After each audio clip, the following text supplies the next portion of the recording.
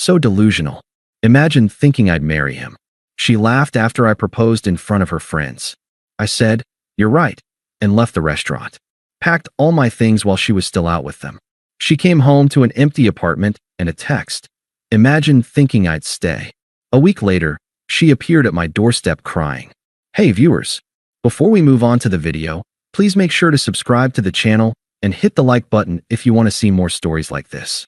Thanks. The ring box felt like it weighed 1,000 pounds in my pocket.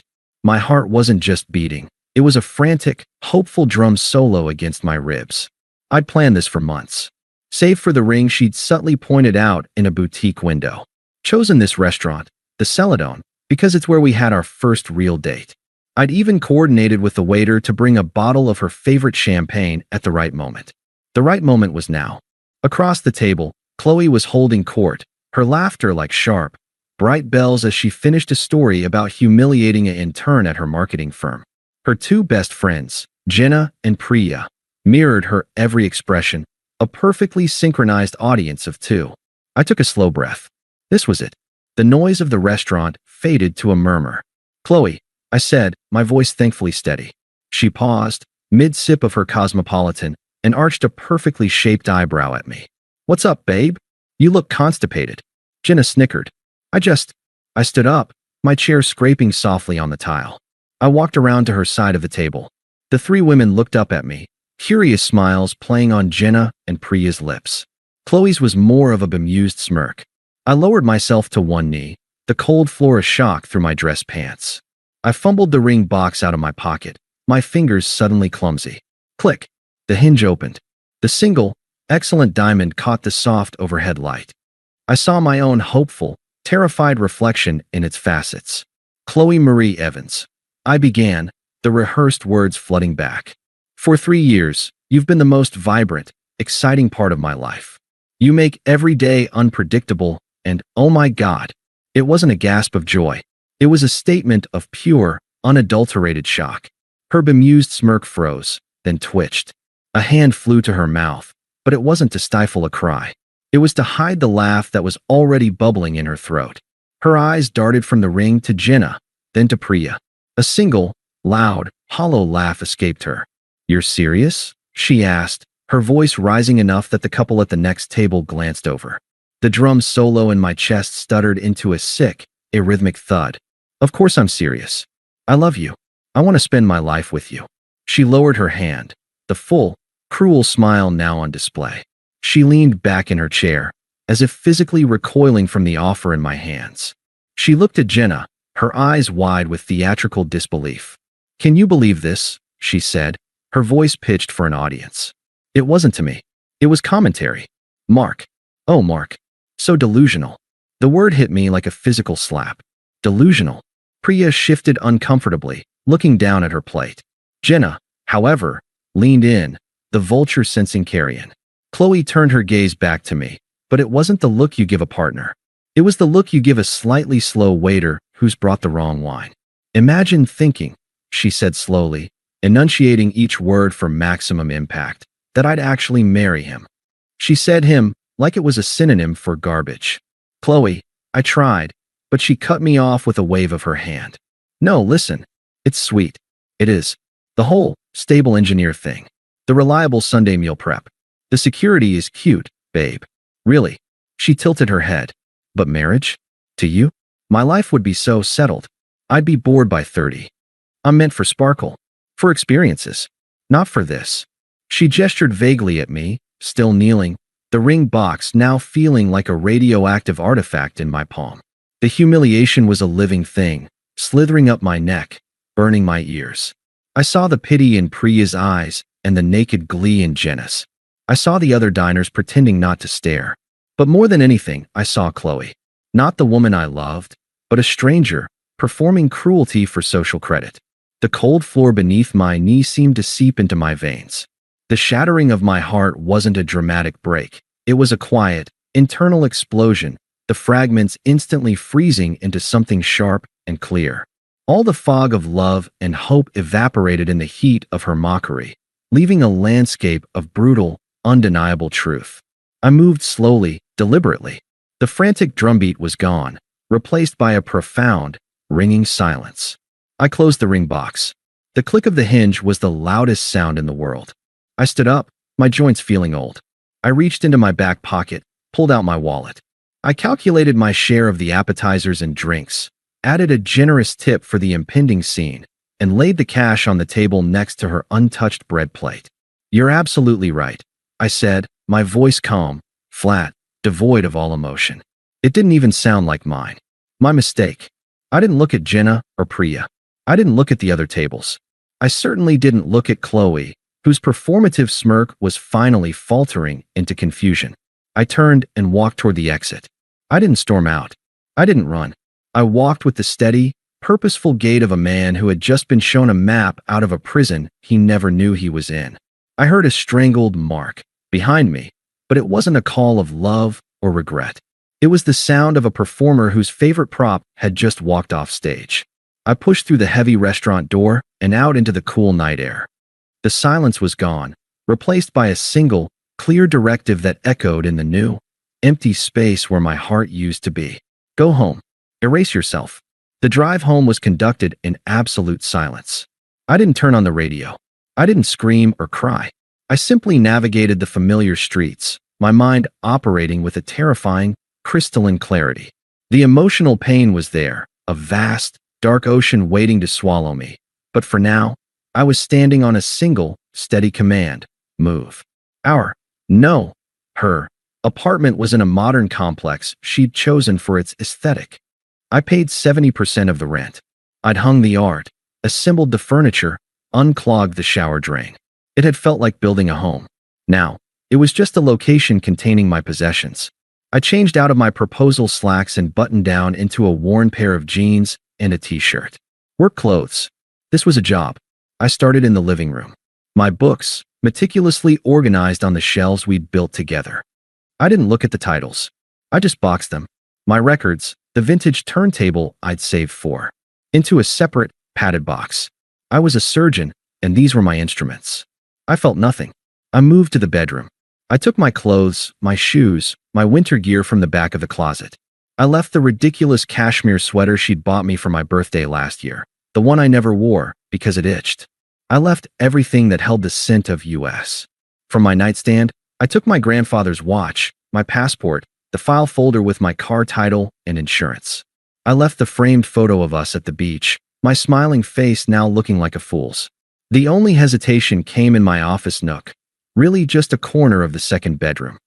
There, in a locked firebox, was the tangible proof of my delusion.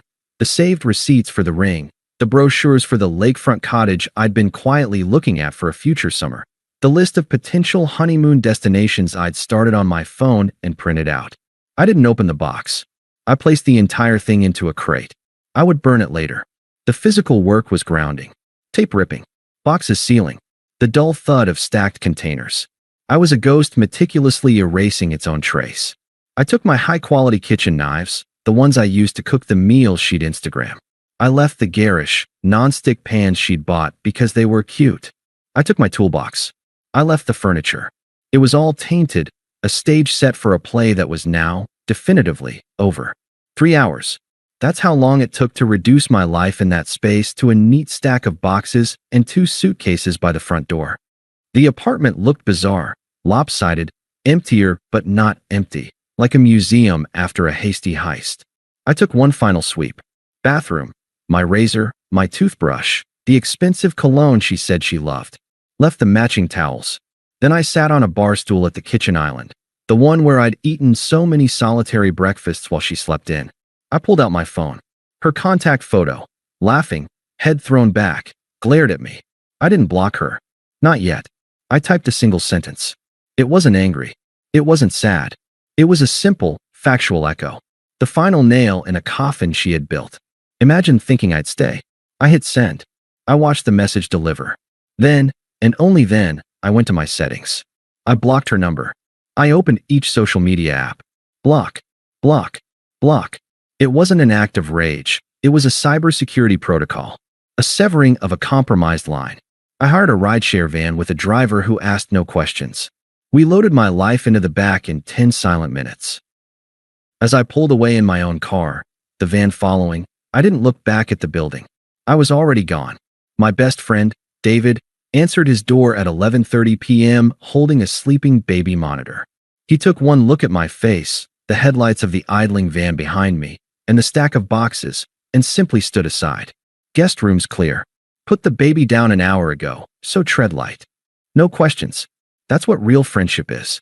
The dam broke around 2 a.m. in the dark, unfamiliar quiet of David's spare room.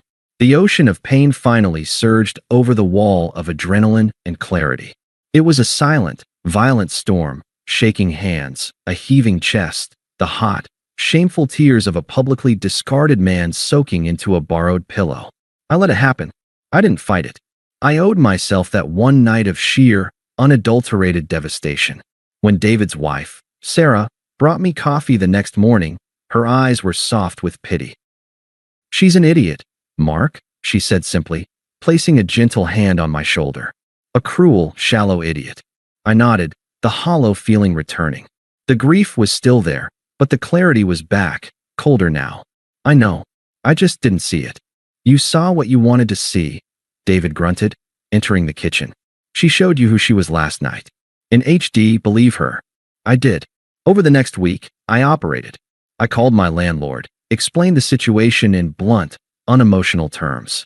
I paid a hefty fee to break my lease, wired my half of the penalty, and emailed the confirmation to the landlord with instructions to provide it to the remaining tenant. My legal obligations were severed. I didn't check her social media. I muted or unfollowed anyone who was primarily her friend. But the world is small, and information has a way of filtering through the cracks. A neutral mutual friend, Ben, texted 3 days in. "Ben, hey man, heard some wild stuff. You okay?" "Me, I'm fine. Appreciate you checking in." "Ben, she's telling people you had a psychotic break and abandoned her. But my cousin's girlfriend was at the Celadon that night. 2 tables over. The story she told is different." "Me, I'm sure it is." "Ben, just wanted you to know the narrative isn't sticking. People are talking about her." I didn't reply. I didn't need the narrative to stick. I just needed it to not touch me. A few days later, while mindlessly scrolling through David's Instagram feed, I deleted my own apps. I saw a post from a guy I vaguely knew. A group shot at a rooftop bar. And there, front and center, was Qley, clinging to the arm of a guy named Leo. Leo, who worked in brand partnerships and was known at the gym for his neon sneakers and his habit of talking about his side hustles. In the photo, Qley's smile was too wide, her eyes glittering with a frantic energy. The caption read, "Vibes are immaculate with the crew. Sparkle's #living life. The karma vehicle had arrived." Shiny, hollow, and right on schedule. It was on day 7, as I was finalizing the lease on a clean, small, 1-bedroom apartment of my own, that I made a tactical error. I had to unblock her number for 5 minutes to authorize the final transfer of a utilities deposit out of our old shared account. The block had been lifted for maybe 90 seconds when my phone buzzed. Not a text, a voicemail notification. My thumb hovered over it. This was the first breadcrumb, the first tug on the line. I pressed play and put it on speaker, leaning back in the stiff chair of the rental agency. Her voice filled the sterile little office. It was shaky, thin, layered with a confusion that bordered on anger. There were no tears. "Not yet. Mark. Hey, it's Qley. This is insane. You need to come get the rest of your stuff. I'm not your storage unit. You can't just leave. We need to talk about the lease. The landlord is being weird. Call me back. This is so immature." Click. The tone was magnificent. No apology. No recognition of her role. Just bewildered entitlement. "How dare you follow through on the consequences of my actions? How dare you not be here to manage the fallout?" A slow, cold smile touched my lips for the first time in a week. It held no warmth. It was the smile of a chess player who sees his opponent's doomed opening move. I deleted the voicemail. I reblocked the number. I signed the lease for my new apartment. The silence on my end was no longer just an absence of sound. It was a weapon, and she was just beginning to feel its edge. The silence was my sanctuary. In my new apartment, a compact, sunlit box with blank walls and the scent of fresh paint, I began the quiet work of rebuilding a man. Not for revenge, not to show her, but because the person I was had been dismantled in a restaurant, and I had to assemble something new from the pieces. I went to the gym at 6 a.m., not to get ripped, but for the simple, brutal logic of it. Lift a weight. Put it down. Repeat. Progress was measurable. I found a therapist, a no-nonsense woman named Dr. Vance, and in her calm office, I didn't just talk about Qley. I talked about why I thought a standing ovation was the same as love, why I confused being useful with being valued. Work became a refuge. I buried myself in structural analyses and project timelines, things that obeyed laws of physics and mathematics, not the chaotic whims of a performance artist. I reconnected with friends from before Qley, the guys she'd dismissed as boring. We went to dive bars and talked about football and woodworking, and no one analyzed anyone's tone for hidden meaning. I bought a single, comfortable armchair and placed it by the window. On Saturday mornings, I would sit there with a coffee, listening to the city wake up, and feel a sensation so foreign it took me weeks to identify it. Peace. The war, however, was being waged on the other side of the silence. Attempt 1. The logical assault. Text from unknown number. Unknown number.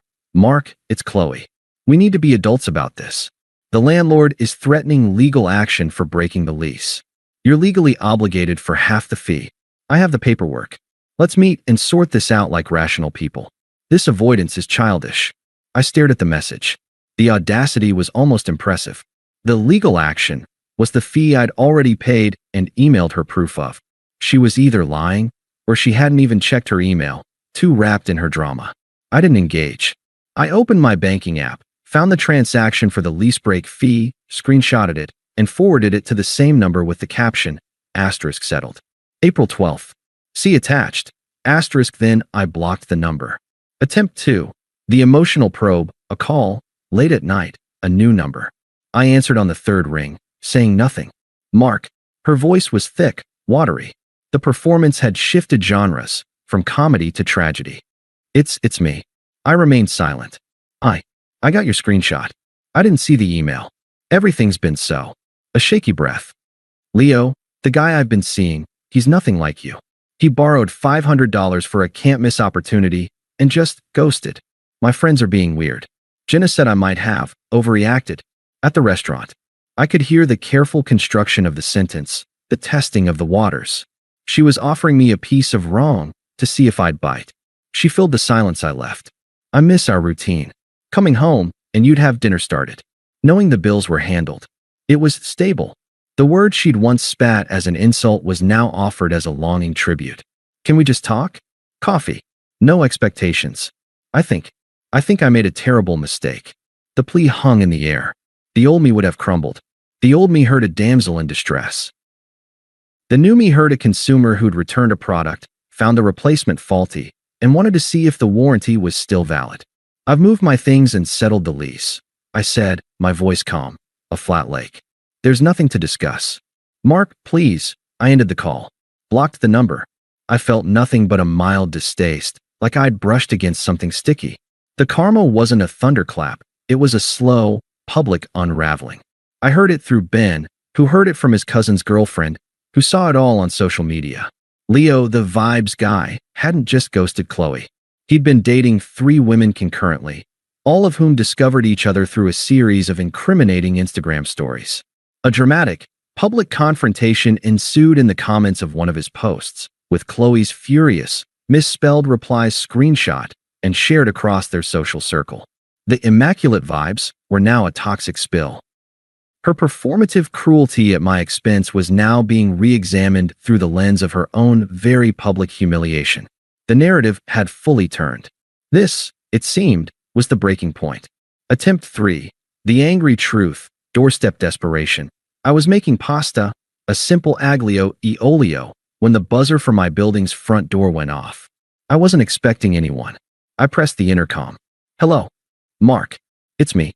Let me in. Her voice was ragged, stripped of all pretense. It wasn't a request.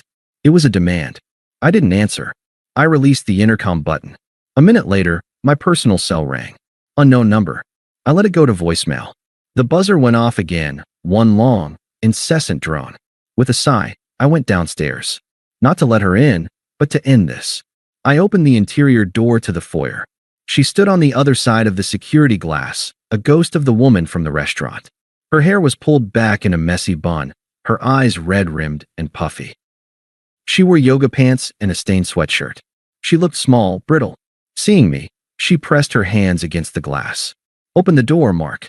We need to talk. Now." I didn't open it. I stood just inside, my arms crossed. "Say what you need to say." "Let me in," she hissed, her voice cracking.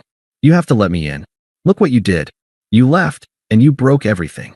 I remained silent, watching her. "You left me with the full rent. With the bills. Leo cleaned out my Venmo. My friends won't return my calls. Jenna said I create drama." Her words tumbled out, an avalanche of consequences with me squarely blamed as the cause. "This is your fault. If you hadn't done that spectacle at the restaurant, none of this would have happened." I finally spoke, my voice low and even. "I proposed. You said no. That's all that happened." "You embarrassed me," she shouted, her fists now little balls against the glass. "You put me on the spot. What was I supposed to do?" "You were supposed to say no," I said, the simplicity of it hanging in the air. "You weren't supposed to perform a monologue." She stared at me, her chest heaving. The victim act was slipping, eroded by my infuriating calm. The true bedrock of her character was emerging. "You were never enough anyway," she spat, the mask finally gone, revealing the snarling face beneath. "You were a placeholder. A comfortable couch I was waiting to replace. I was doing you a favor by being with you. You're a boring, predictable little man and you'll die alone, you cold bastard." There it was. The unvarnished truth, ugly and final. I didn't flinch. I felt a strange sense of gratitude. She had just confirmed, in explicit detail, that every ounce of pain had been worth it for this moment of clarity. I gave a single, slow nod. "Okay." Then I turned and walked back toward the stairs. "Mark," she shrieked, the sound muffled by the glass. "Mark, come back." I didn't look back. I climbed the stairs to my quiet apartment, to the smell of garlic and golden oil, to my single chair by the window. I plated my pasta, sat down, and ate my meal in perfect, undisturbed peace.